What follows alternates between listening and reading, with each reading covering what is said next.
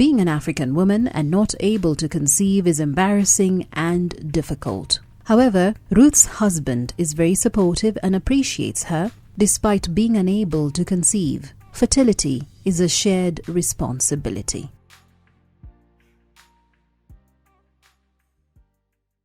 My name is Ruth Kamuna. I grew up in Blantyre. I'm a little bit specific. I got married in 2012. To a guy I've known almost all my life. We actually met when I was like 10 years and he was like around 13 or thereabout. So I was very excited. So we underwent the normal traditional marriage, and then we did the bridal shower and then the white wedding. We went all out. We had a huge wedding at a big hotel as well in Blantyre. It was quite a nice, it was nice, as a nice experience. It was beautiful. Okay, so after we got married in 2015, I kind of like got pregnant, something like that. And then when we went to the hospital, it was an ectopic one, and then I had to undergo an emergency operation. So after the operation, the doctors put us in all sorts of medication, what you could think of, and that sort of procedures, and it all came to nothing. A year later, we went back to see the same doctor, the gynecologist who had treated us earlier, and then we also underwent a sort of procedures and everything that you can think of, and then still nothing. Then eventually, I think we're in that process where we're accepting that I think there's these issues here to stay. We try to do the traditional things, people try to take us to some people and they give us all these bitter herbs to swallow and all that. Both myself and my husband, we did that.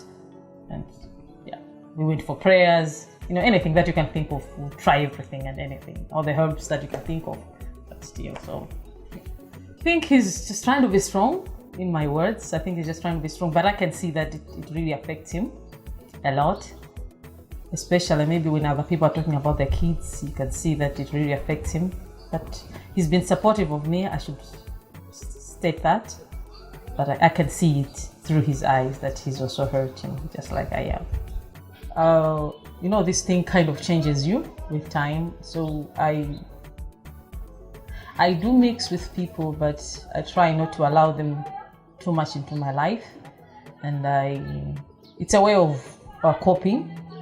And as I said, in the community that I stay with, I try not to mix with the people too much because I'm scared that it might affect me. So in the end, I think it has kind of like affected my social skills. I'm very sensitive around people, and as a result, I've got trust issues. I only trust my family.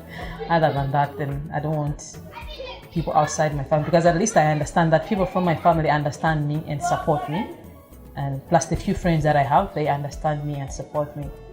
But for the few, for the other people from the community, I know the society can be unforgiving to you, and they will say things that will hurt you, and things, just out of turn and all that. So I kind of stay away from big groups or women groups and all that. I simply stay away and just mind my own business.